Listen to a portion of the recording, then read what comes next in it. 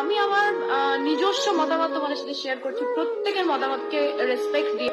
তোমার কাছে যদি টাকা থাকে না, তুমি দুনিয়ার সবার থেকে খুশি থাকবে, বিশ্বাস করো। তোমার যদি মুড অফ থাকে, তুমি গিয়ে একটা অ্যাপেল ওয়াচ কিনে নিতে পারবে। তোমার যদি মুড অফ থাকে, তুমি একটা গিয়ে গাড়ি কিনে নিতে পারবে। তোমার মুড অফ থাকলে তুমি ট্রাভেল করতে পারবে, পুরো দুনিয়া ঘুরতে পারবে।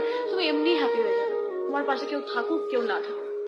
আমার মন খারাপ লেগেছে, আমি কেঁদেছি, বন্ধ ঘরে কাঁদবো। সেটা বাইরে বেরোলে, আমি যখন দরজা খুলে বাইরে বেরোবো, কাউকে সেটা দেখাবো না। লোককে যদি তুমি তোমার দুর্বল জায়গাটা দেখিয়ে দাও, লোকে সেখানেই বারবার অ্যাটাক করবে। এটাই লোকের ধর্ম, মানুষের ধর্ম এটা।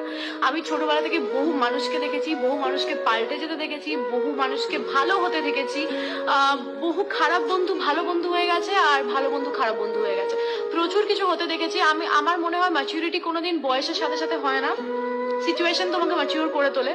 তো আমার লাইফ থেকে আমি প্রচুর কিছু শিখেছি। অন্য কারোর থেকে ইন্সপায়ার যতটা না হয়েছি, নিজের থেকে অনেক বেশি হয়েছে। নিজের সাথে এত খারাপ খারাপ ঘটনা ঘটেছে, তার জন্য আমিই দায়ী। মানে অবশ্যই নিজেকে দায়ী করব, কারণ আমি মানুষকে সেই জায়গাটা দিয়েছি। চারটে মানুষ তোমার পাশে বসে থাকলো কি থাকলো না, সেটা অবশ্যই ম্যাটার করে, বা আমি জানি না, আমার ক্ষেত্রে এতটা ম্যাটার করে না। বাট অনেকে হয় না, মানুষ ছাড়া থাকতে পারো না, কারোর একটা সঙ্গ প্রয়োজন। বন্ধু বান্ধব সবার প্রয়োজন, কিন্তু আমার মনে হয়